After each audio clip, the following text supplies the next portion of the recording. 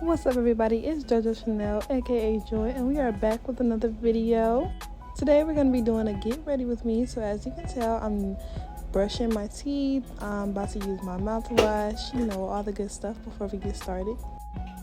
I'm off to a great start this morning. It's been a great morning, and now we're about to do my tattoos. So every single day, I usually do my tattoos. I clean it and then I moisturize it with Vaseline. I currently have 2 tattoos, a Medusa tat and then another tat that doesn't really have a name. I plan on getting more tattoos, but for right now, these are my only 2. My next ones will probably be on my arms for people that are wondering. Believe it or not, I got these within a span of 2 weeks.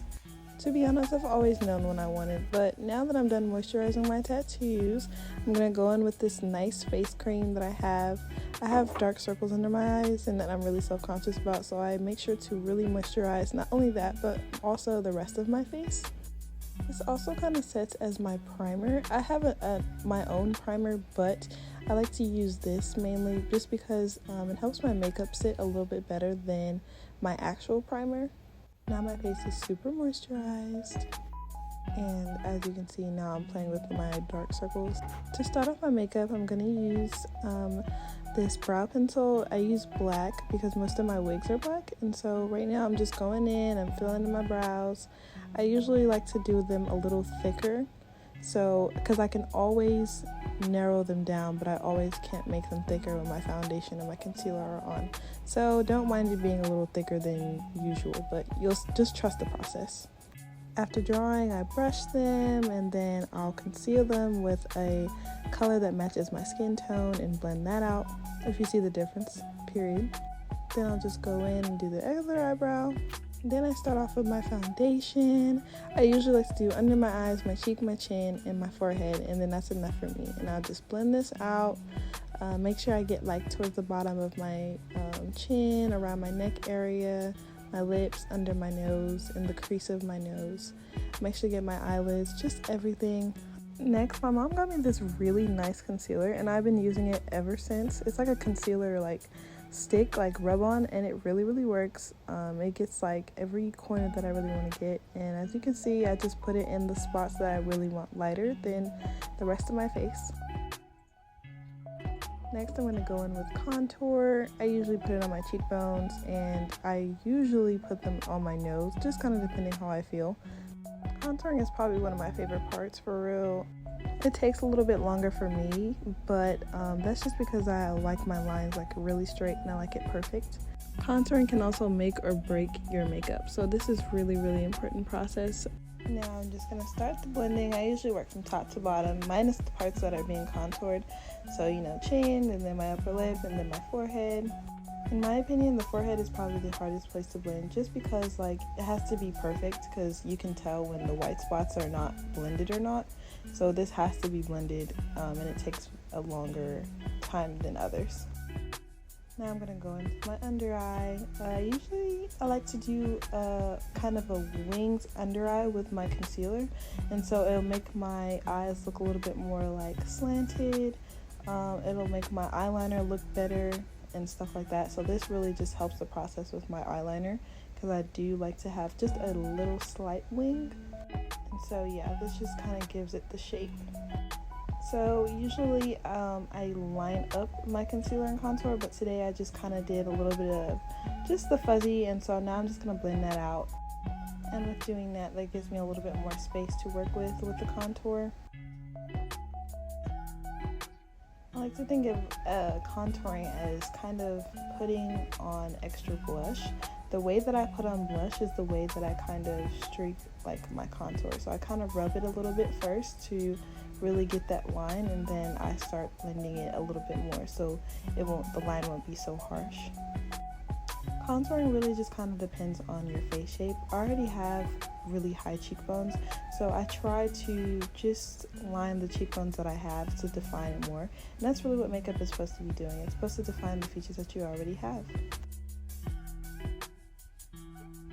I'll do the same thing with my nose. I blend out the brown part first just because it's on the outside, and then I end up going into the middle with the white. I feel like the nose is more crucial just because your contour can make you look like you have a broken nose. It can make it look like it's not straight. But yeah, that's me getting excited because I finished. Now I'm going to go in with this setting spray by e.l.f. This is really one of the best setting sprays that I've ever had. It sits so well on my face and it dries so well. It makes my makeup look really, really good. Now I'm going to go in with the setting powder where I put my concealer spots. As you can see, the powder is just a little bit lighter than my face, just like my concealer, and so that really sets in the powder. And not only does this set, but it makes my makeup not crease whenever it gets hot outside or etc. I have a lot of bags, and so sometimes my makeup can crease just because there's a lot of extra skin under my eyeballs. So this is a really important step in the process.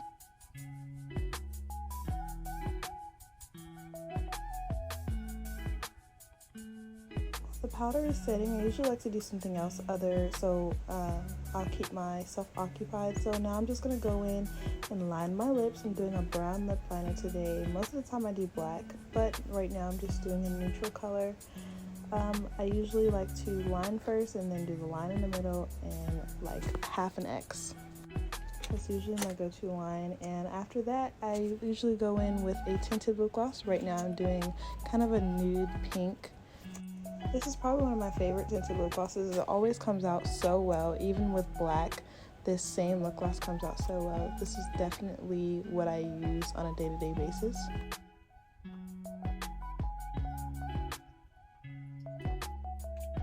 The gloss makes my lips look so good. Now I'm just going to go in and kind of brush off the setting powder. I gave it enough time. I make sure that this is blended in really, really well, or your skin can look white and can have really, really harsh lines, especially on your cheekbones. So you really want to make sure you blend this out just as well as concealer or foundation. This is just as crucial.